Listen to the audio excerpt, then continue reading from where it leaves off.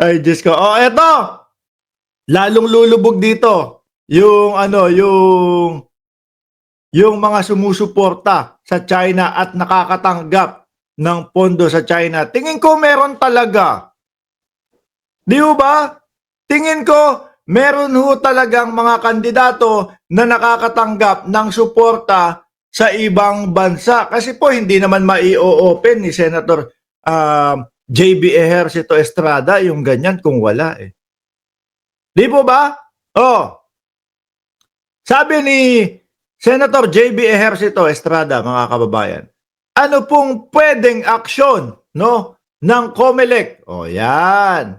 Ano pong pwedeng aksyon ng COMELEC? Meron ba tayong basihan kung pwedeng i-disqualify dahil sila ay tumatanggap ng assistance mula sa isang foreign? China. Di ba? Wala, wag na tayong lumayo. China. Mga kababayan, nabanggit pa nga po doon sa ibang mga balita at na-vlog natin dito, di ba, Cheryl Santa Maria, na ang China namimili ng mga kandidato. Ano ibig sabihin nun? Nagpopondo ang China sa mga kandidato, no, sa 2025 election. Isa na lang ho dyan, mga kababayan, na maituturing natin ay yung Alice Go. Di po ba? Biruin mo, huling-huli na. Itinatatwa pa. Sinasabi pa hindi daw po siya Chino. Siya ay Pilipino. Samantalang kitang-kita na ho, mga kababayan, yung babaeng lumaki sa farm na sinasabi, at yung babaeng ang sinasabi ho, mga kababayan, siya ay home study. O nakita naman, di ba? Nabuko. Mismong si Senator Gatchalian ang nagsabi, schoolmate ko yan. Lahat to kasinungalingan. Tanim China. Di po ba? Bakit? Delikado po sa atin yon. Biruin mo kung tayo po, mga kababayan, ay mayroong mga depensa para po doon sa mga aagaw ng ating teritoryo. At meron tayong mga senador, mga bossing, chief amo, sir, no, na nakikita kung ano yung depensa ng ating bansa sa ibang lahi, sa ibang bansa. Malamang maibato ng mga yan yung ating diskarte. Di ho ba? Kaya ho ako, mga kababayan, mga boss, chief, amo, sir, madam, bilhin na po kayo kamatis, piso, tumpok, no? Kaya po ako, okay po sa akin yung natanggal po si BP Sara sa sa NSC, doon sa security, mga bossik. National Security Council. Bakit to? Alam naman natin na friend sila, no, ng China, mga kababayan. Kaya nga po ang ating Vice Presidente hindi makapagsalita, hindi makapagkomento pag tungkol na po sa West Philippine Sea ang pinag-uusapan. Di po ba?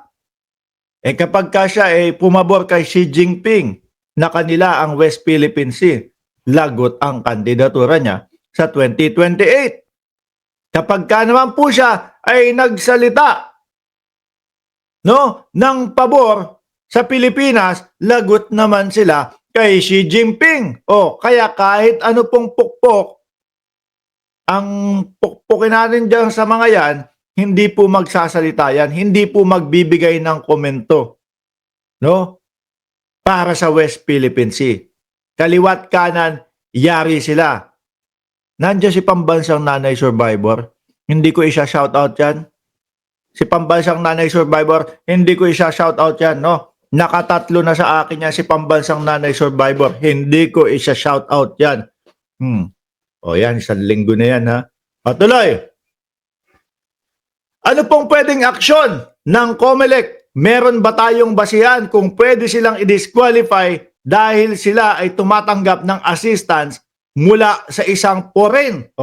Maalala nyo po yung sinabi ni Katrina Ponce Enrile, mga boss, chief, amo, sir, na meron pong mga vloggers, meron pong mga tao na nakakatanggap po ng pera o pondo galing sa China para guluhin po ang ating bansa, ang ating gobyerno. Bakit to? Kasi kapag magulo ang ating bansa, tayo mismo nag-aaway-away, tayo mismo nagkakagulo. Naku po, pinahihina po niyan ang ating bansa. Biruin mo mga kababayan, atakihin mo yung gobyerno ninyo. Ikaw na bahala diyan sa gobyerno nyo. Yung China nakaganon na lang ho. No? Baka sabihin ng mga militar ng China, "Boss, ano ba? Kala ko ba sasakupin natin 'yan?" Tignan mo nga yung pinondohan natin doon sa Pilipinas, sila na ang bahala para sa atin. Kaya pamewang na lang tayong ganyan. 'Di ba? Antay na lang tayo ng resulta ng pagkakagulo-gulo nila diyan. 'Di ba? Tingnan mo yung mga 'yon. Yung pinondohan. Pinapabagsak nila yung gobyerno nila. Sila umaatake kay Bongbong Marcos. 'Di ba?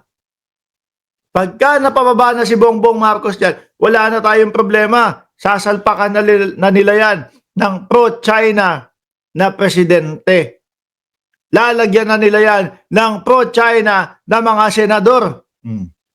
Susunod na mga taon, Chinese na din ho tayo, mga kababayan. 'Di ba? Ano po ang sagot ni George Garcia diyan, mga bossing? Ito.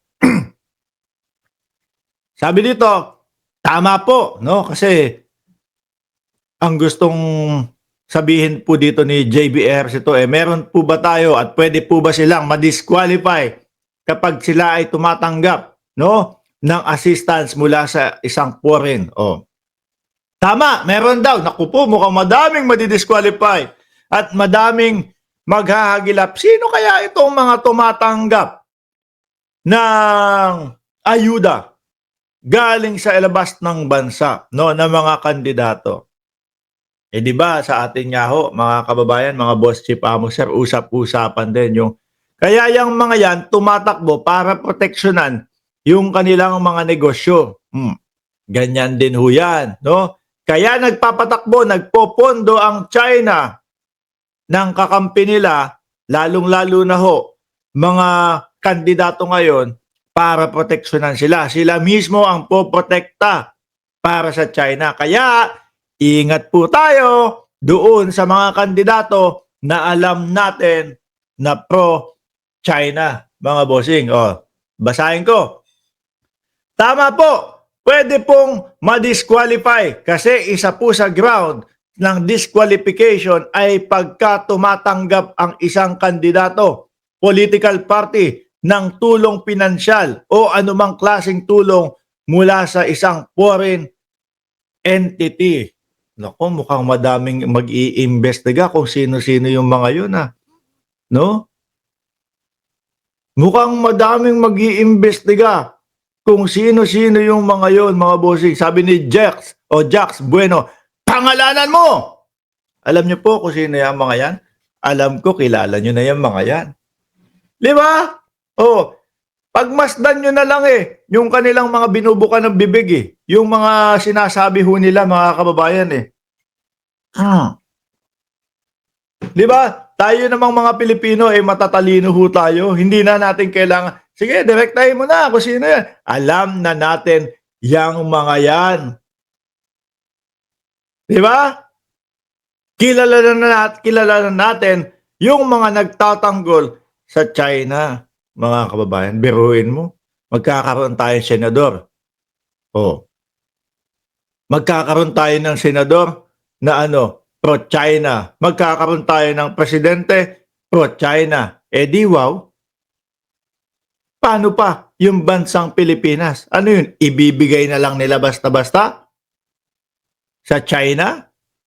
Kaya uulitin ko ho, mga boss chief amo sir, siguraduhin natin na ang mga iboboto natin ay pro-Pilipinas at hindi hahayaan na maging probinsya ng China ang Pilipinas, mga bossing. Okay, alisin ko na ito.